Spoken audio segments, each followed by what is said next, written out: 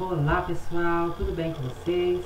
No vídeo de hoje eu vou falar sobre fonte escrita, fonte materiais e fonte iconográfica. No vídeo anterior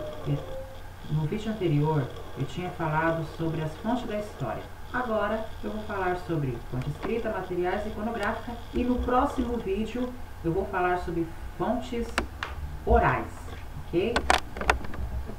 Então vamos lá. Fonte escrita são as mais tradicionais fontes de estudo da história. Desde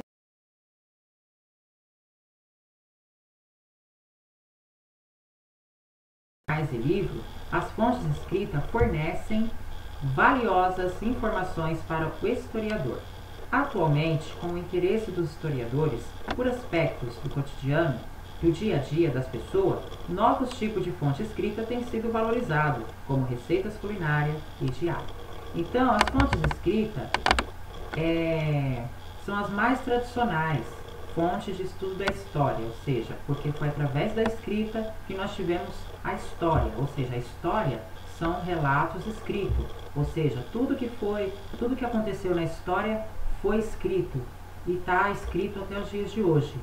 E temos aqui como exemplo documentos, como passaporte, carta, registros de nascimento, casamento, mortes a jornais e livros, tudo isso é fonte escrita. E atualmente o interesse dos historiadores por aspecto do cotidiano, do dia a dia das pessoas, foram criados novos tipos de fontes de escrita, que são mais valorizados hoje, como receita culinária e diários, né? Antigamente não tinha receita culinária e hoje tem. Bom, agora vamos falar sobre fontes materiais. Fontes materiais são os vestígios materiais deixados por inúmeras atividades humanas.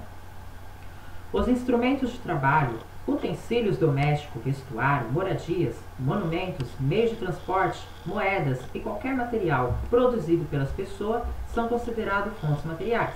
O estudo das fontes materiais é fundamental para o conhecimento da história das sociedades sem escrita. Ou seja, a sociedade sem escrita, antes da escrita, já tinha moradia, meios de transporte, moeda, monumento, né? Monumento, moeda, moradia, vestuário, utensílios domésticos faz parte das fontes materiais, ok? Agora vamos para fontes iconográficas e encerramos o vídeo de hoje. Fontes iconográficas revelam muito da sociedade que as produziram.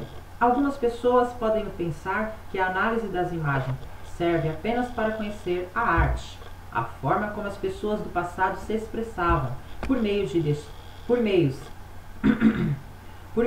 de desenho, pintura, escultura ou, mais recentemente, pela fotografia. A análise iconográfica vai, porém, muito além disso. As imagens podem fornecer informações sobre a sociedade que as criou, tanto quanto um documento escrito. Antes de tudo, uma imagem é também uma fonte material. O estudo da técnica utilizada e dos materiais empregados em sua elaboração permite ao historiador conhecer desde o tipo da tecnologia existente até a organização do trabalho em determinada época. Mas uma imagem não é apenas uma fonte material.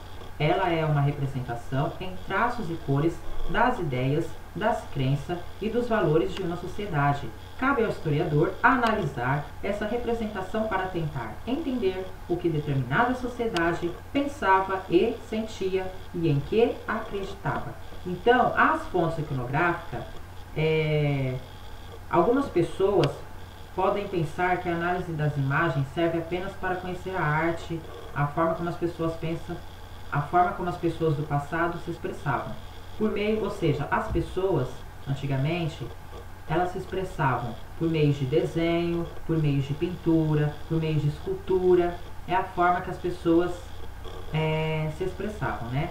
Algumas pessoas podem pensar que a análise das imagens serve apenas para conhecer a arte, a forma como as pessoas do passado se expressavam por meio de desenho, pintura, escultura ou mais recentemente pela fotografia. Ou seja, as pessoas do passado, por que elas se expressavam por meio de desenho, pintura, escultura? Porque é a única forma que tinha delas se expressarem. Então, ou seja, a análise iconográfica vai, porém, muito além disso. Ou seja, não é só pintura, não é só desenho, escultura. A análise iconográfica vai muito além disso. Ou seja, as imagens podem fornecer informações. Cada imagem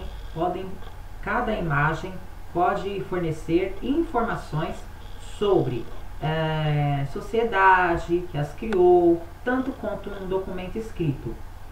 Antes de tudo, uma imagem é também uma fonte material. Uma imagem é também fonte material.